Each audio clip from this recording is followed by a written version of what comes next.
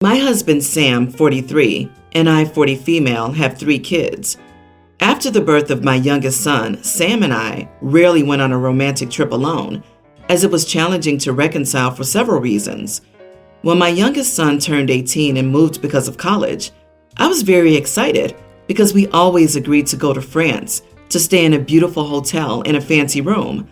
After all, it was my dream, and with 3 children, I couldn't do it totally. My husband then asked to make it a surprise. He will book everything: restaurants, a hotel, plane tickets. But I told him which hotel I wanted to stay in and the type of room, as it was always my dream trip with him. We are in an excellent financial situation, so we could easily pay for it. We arrived at the hotel, he spoke to the receptionist, and we went to the room. I was shocked when I found my children and mother waiting for us. My excitement went downhill from there, honestly.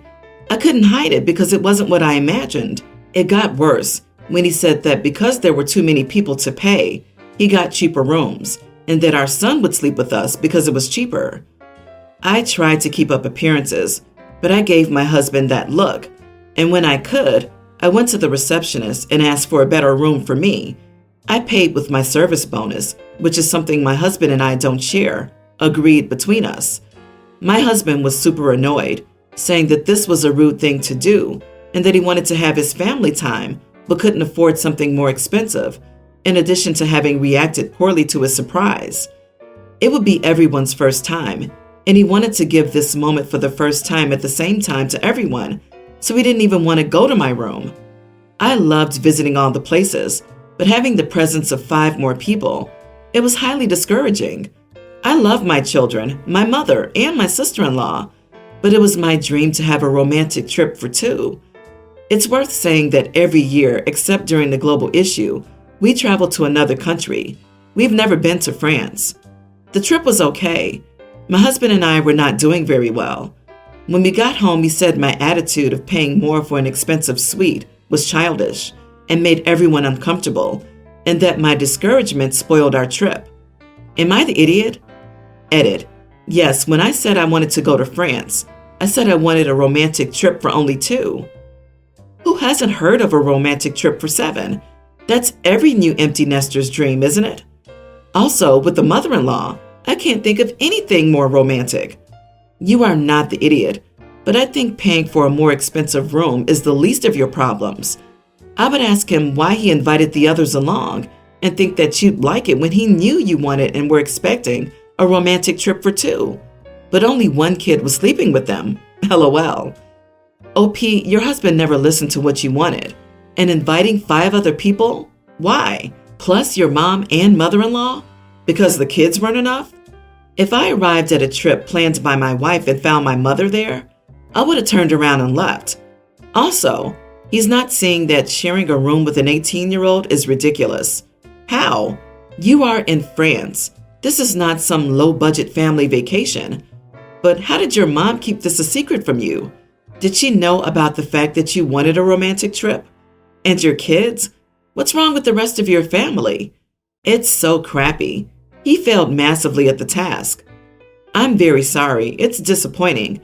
And also, planning things for 7 people to do in Paris is a big hassle and requires a lot of coordination, plus expensive. And it's not romantic at all. You've had plenty of family vacations, and this was not that. You need couples counseling. To be more generous to the husband, it might be that he doesn't know how to be an adult without being a father. Their youngest is 18, and they're in their early 40s. Their adulthood and marriage has been defined by parenthood. He might not know how to be a husband outside of parenthood.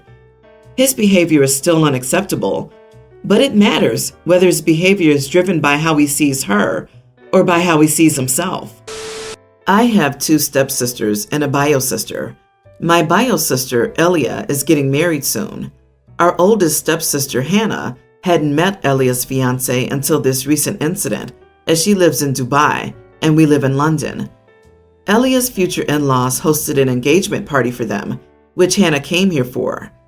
Elia introduced her fiancé to Hannah, but then had to leave as her fiancé wanted to introduce her to the other guest. After she left, Hannah kept asking us if that was Elia's fiancé. My other stepsister kept saying, "I know." Hannah kept cracking jokes about how Elia managed to trick him into dating her and how they didn't match as a couple. At one point, she said she would have thought that he'd want somebody more at his and his family's level. At first, I wasn't going to say anything to Elia since I knew it would just upset her, and Hannah claimed to be joking, but we're all going to be bridesmaids, and I know it's going to come with some nice gifts and at least one free trip, which I don't think Hannah deserves after what she said. So I told Elia, and she was really upset that she started crying. Her fiancé saw, and now he doesn't want either of my stepsisters at the wedding and has uninvited them all from pre-wedding activities. This has caused a lot of drama in my family, and my stepsisters and stepdad are angry at me. My mom told me that sometimes it's best not to say anything, especially since I've made Elia feel so insecure that she's trying to convince her fiancé that they should just have a small courthouse wedding. Am I the idiot? Not the idiot. If I were put in the same situation, I would tell my bio the stuff my stepsisters were saying. How cruel and mean of them. We should all applaud your sis's fiancé for not taking their wicked stepsister crap and standing up for her. Instead, they're just angry that they aren't going to get free expensive crap. Exactly. If they're already saying that at her pre-wedding party, then just imagine what crap they'd be spewing at the wedding. And there would be other people there that would definitely overhear and probably tell the bride then, just as OP did. It's cute that everyone's mad at you when Hannah literally could have kept her jealous mouth shut and prevented all of this from happening. You are the idiot. Essentially, you destroyed Elia's joy in her forthcoming nuptials. She's lost confidence enough to want a courthouse wedding. How many brides dream about a courthouse wedding?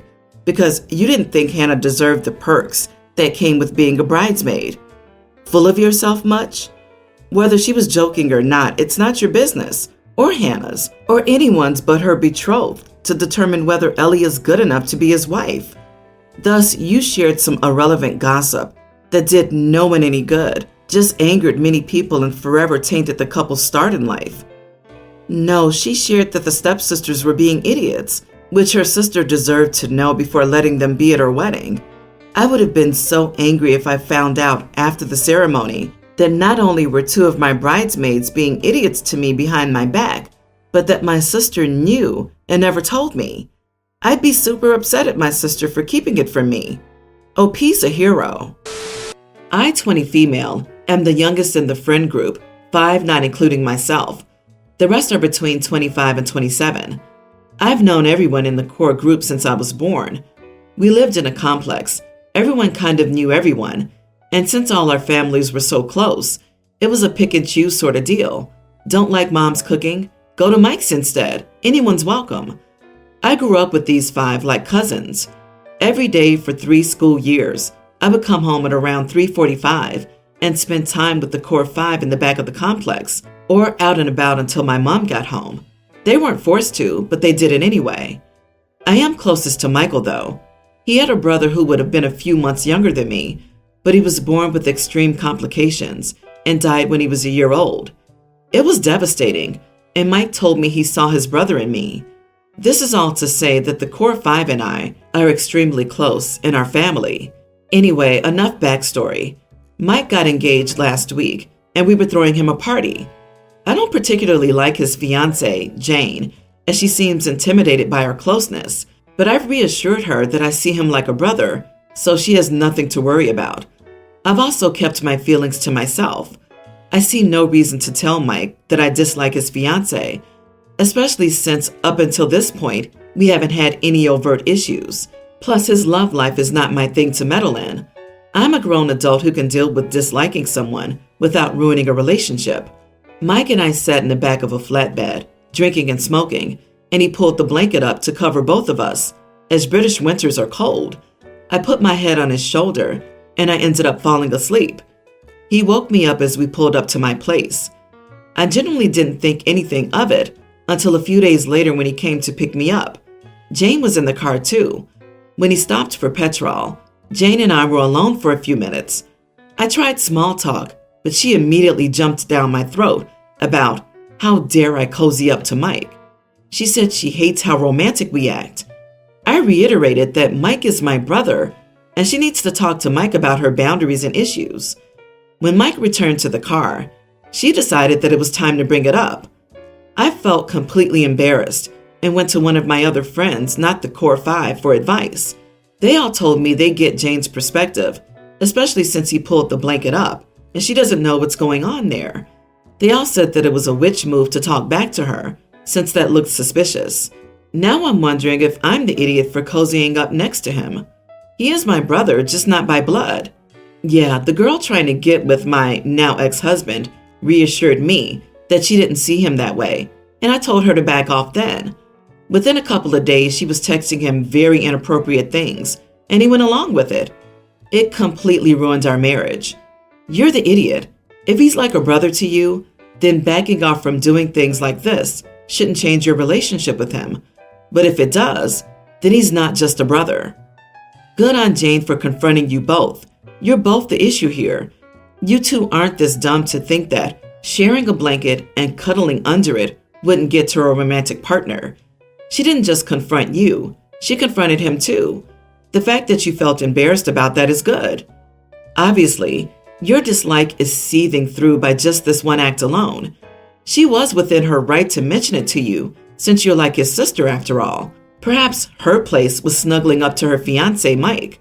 Suppose Mike is like your brother, then it should have been okay for her to address this issue with Mike in front of you, since it involved both of you.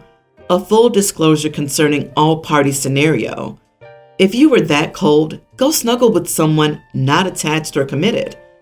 And to beat it all, this was at their engagement party?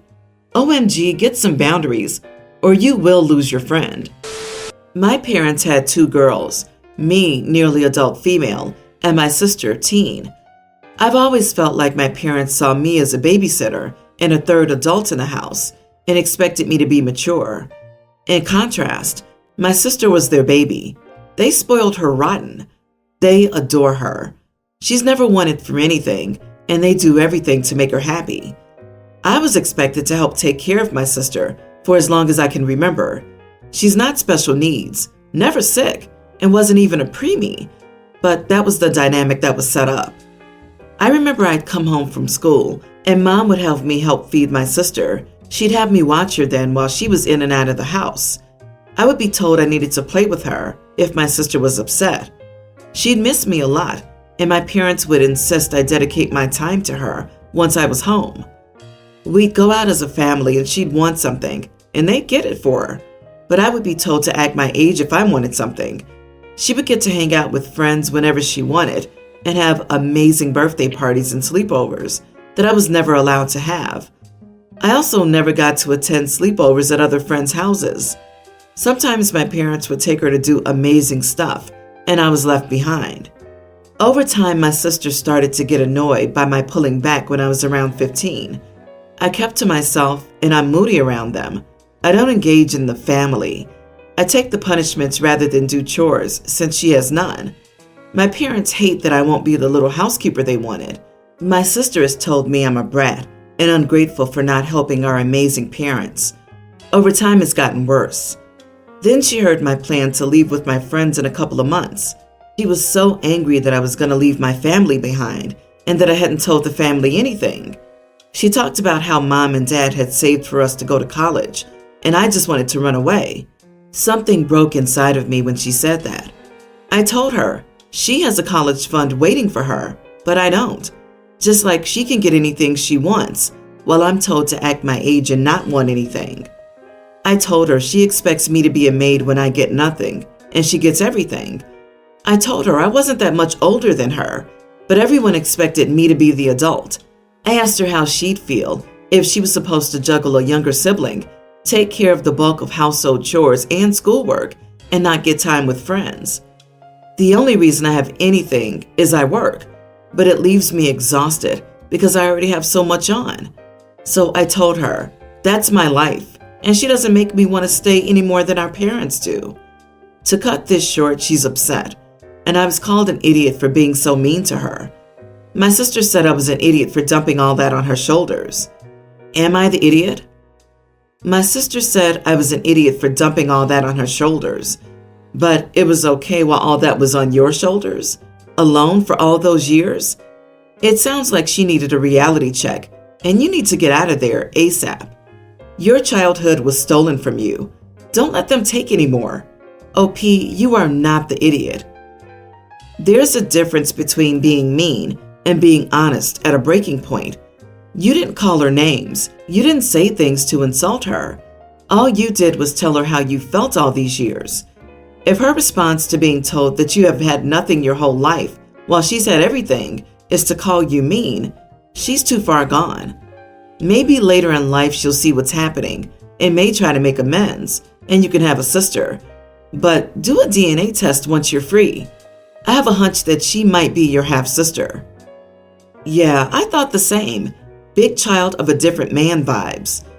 Something tells me that one of the parents had an affair, decided to try to make it work, and unfortunately had their kid at the butt of the built-up resentment.